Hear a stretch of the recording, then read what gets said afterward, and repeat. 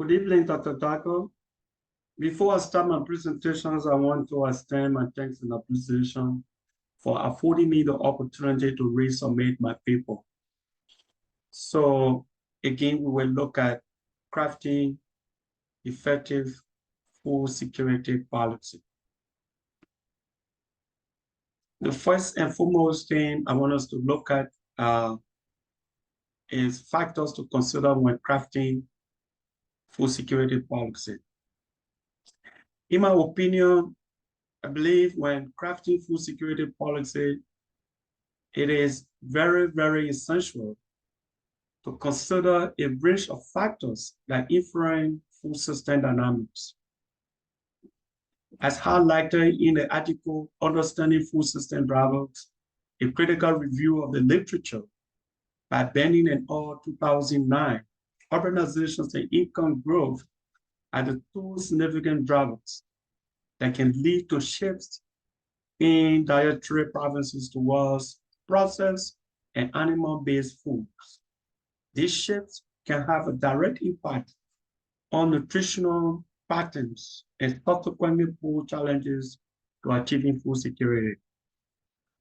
Urbanizations results in changes in lifestyle, including reduced physical activities and increased consumption of processed food.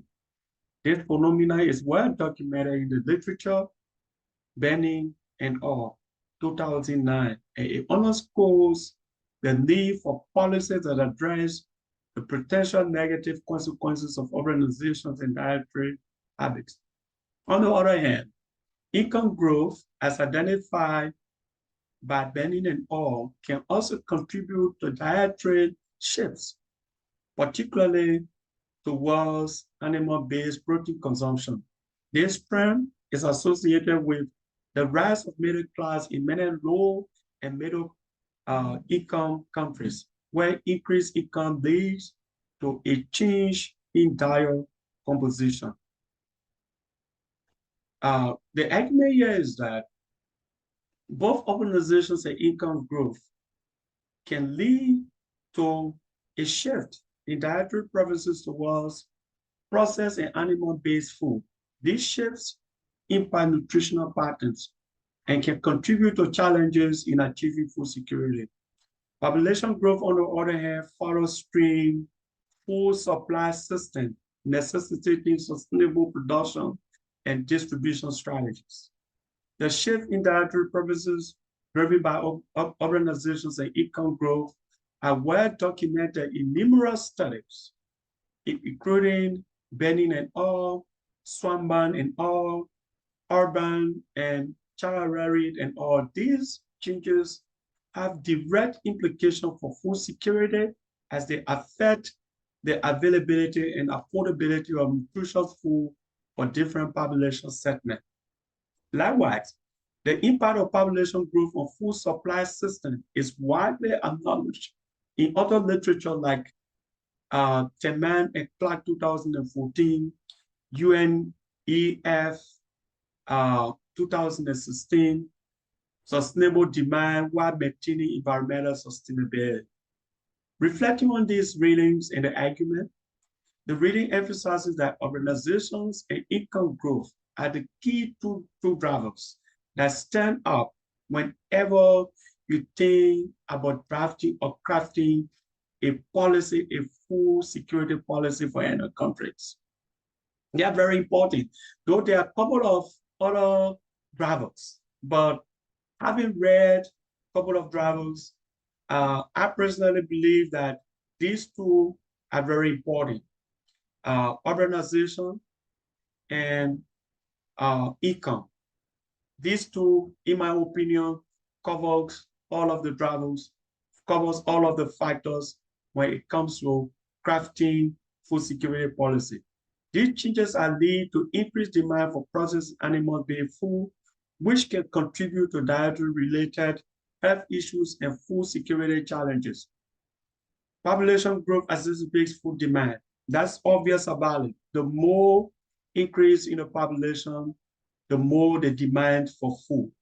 But having read all of these literatures and all of the readings coming across the different policies and theories, Now, thinking of how can I not contextualize that into the librarian setting. So I'm looking at the questions that says, what has or could make food security projects more effective in Liberia?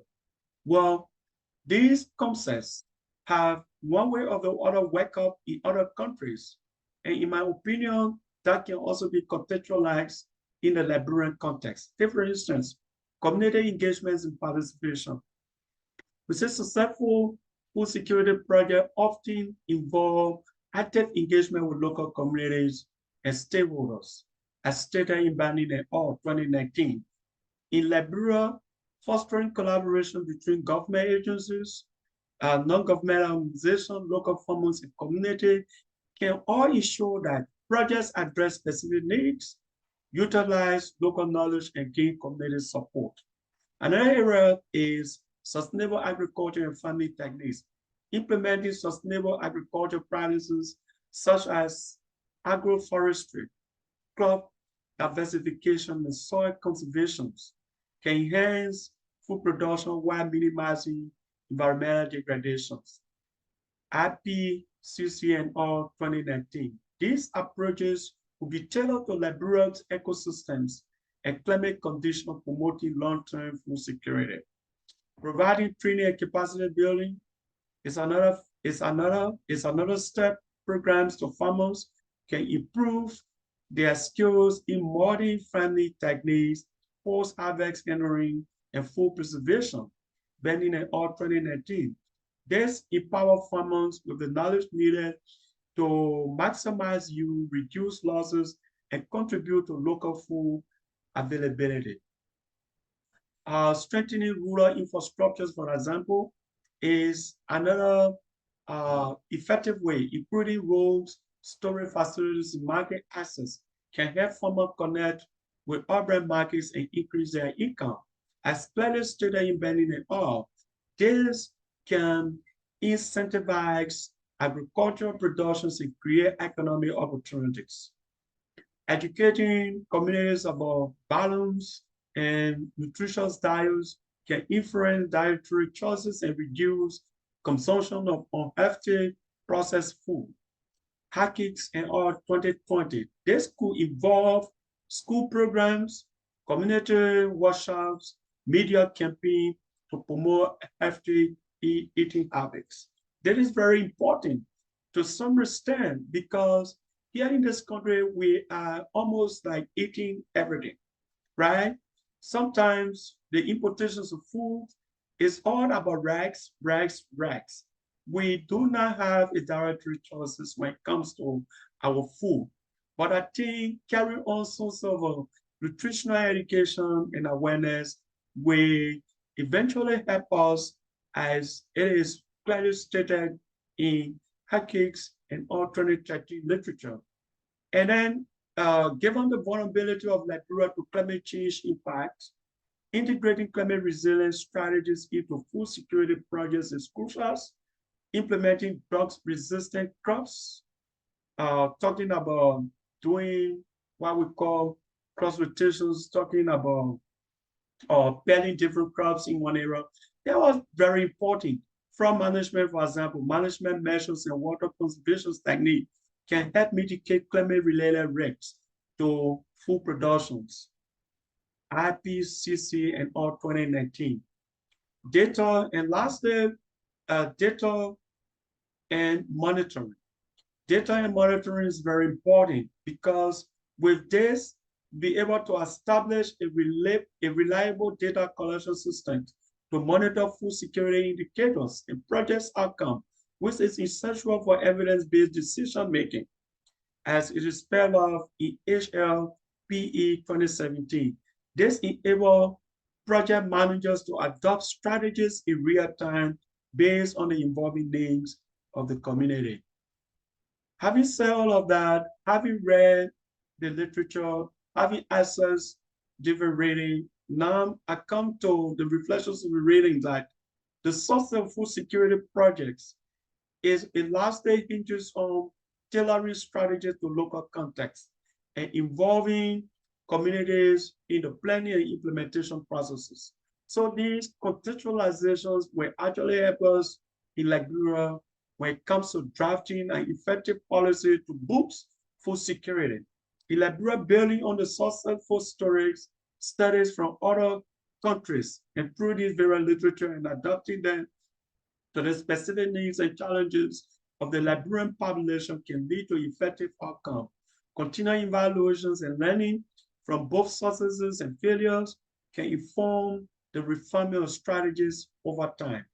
For references, there are a couple of references that were such, like the reading Understanding Food Security Drivers, which was one of a son reading by Benny Seed and all. Swanberg, Aid, and all the global publicity pandemic shaped by global drivers and local environment. And we'll also look at the social demographic factor associated with dietary habit in a population-based sample of adults in France, a journal of human nutrition and dietetics.